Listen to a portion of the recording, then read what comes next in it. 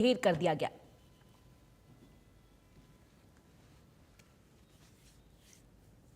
तो प्रधानमंत्री नरेंद्र मोदी के ये कुछ काम थे। अब बताएंगे बड़ी जानकारी यहां पर आ रही है, एक बिग ब्रेकिंग बड़ी खबर आपको बता देते हैं। टीवी स्क्रीन पर ये डिटेल्स देखिए आप। देखिए, चंडीगढ़ से खबर है, सांसद सुभाष बराला का बयान सामने आया है, एक स्टेटमेंट यहां पर सामने आया है। इंडिया न्यूज से उन्होंने की खास बातचीत। देखिए, खास बातचीत एक्सक्लूसिव कॉन्वर्सेशन में उन्होंने बोला कि केंद्र सरकार के 12 साल पूरे होने पर पीएम मोदी के कार्यकाल में कई सारी चुनौतियां आई, कई सारे चैलेंजेस आए। जन कल्याण काम करते हुए जनता का विश्वास हासिल किया है मोदी सरकार ने। ये सुभाष बराला का बयान है जो कि उन्होंने एक्सक्लूसिव कॉन्वर्सेशन में बोला। उन्होंने कहा 12 साल के अंदर कई सारे ये बदलाव देखने को मिले हैं। भारत को कोरोना संकट से बाहर निकाला गया है और दृढ़ संकल्प के साथ उस वक्त मैनेजमेंट हुई। देश की अर्थव्यवस्था को सुधारने का काम किया है। हिंदुस्तान की इकोनॉमी यहाँ पर सुधरी है, इंप्रूव हुई है। हरियाणा में सड़कों के मामले में गति पकड़ी गई है। देश की अर्थव्यवस्था को सुधारने का काम हुआ।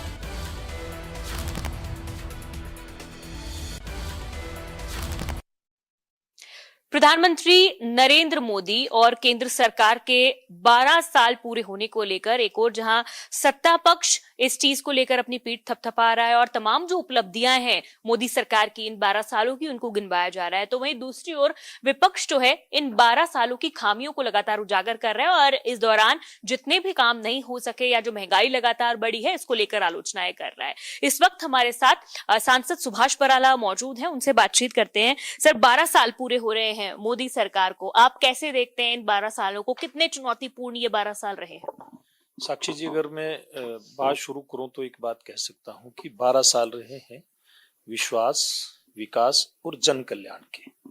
इन 12 सालों के अंदर नरेंद्र मोदी जी ने जहां पूरे देश का समान रूप से विकास करने का काम किया है, तो जन कल्याण के काम करते हुए और जनता का विश्वास हासिल किया है।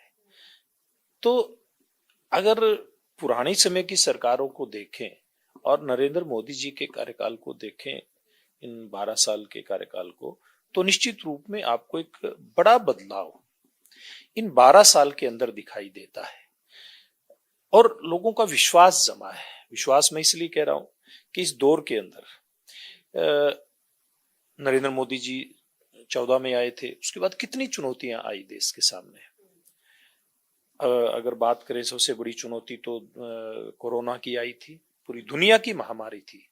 किस सहजता के साथ देश की जनता का जो विश्वास नरेंद्र मोदी जी के ऊपर है, उस विश्वास के चलते जनता को साथ लेकर के और उस महामारी से न केवल देश को बाहर निकाला, प्रत्येक नागरिक को कैसे कोरोना से बचाव की वैक्सीन लगे ये सुनिश्चित किया, कैसे हमारे वैज्ञानिक, हमारे डॉक्टर, उनकी टीम को विश्वास में लेकर के कैसे दुनिया की एक नए तरीके की बीमारी, उसके लिए इंजेक्शन भी तैयार करना और लोगों के बचाव के अलग अलग तरीके और उसके लिए जो भी सुविधाएं हो सकती थी उनको डेवलप करने का काम किया। और केवल भारतवासियों के लिए नहीं, दुनिया के लिए बहुत बड़ी चुनौती थी। जितनी बड़ी चुनौती थी उतने ही अच्छे तरीके से नरेंद्र मोदी जी ने उसका सामना किया, देश को बचाने का काम किया।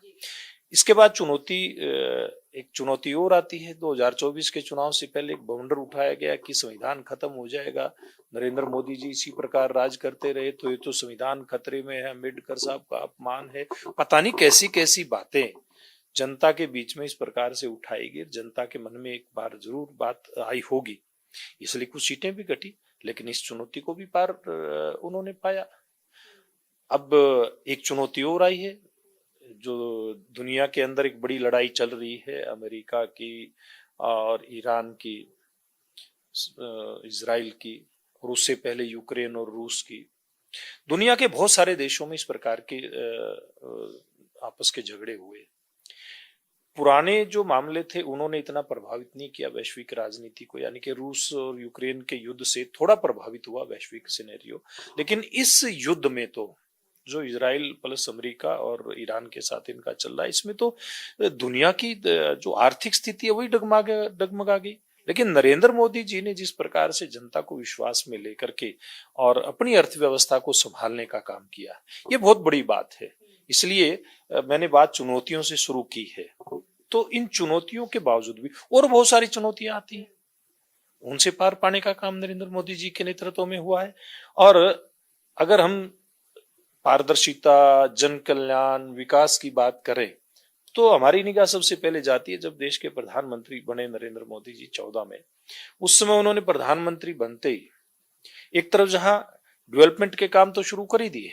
अगर हरियाणा की बात करें तो 2014 में ही प्रधानमंत्री बनने के बाद कैथल के दौरे पे आए थे। मैं उस समय पार्टी का प्रदेश का महामंत्री था, तो मुझे याद है कैसे जो अंबाला से आगे जो 4 लेन की सड़क हिसार और आगे राजस्थान को चली जाती है, इसके निर्माण का शुभारंभ उन्होंने शिलान्यास किया था कैथल से।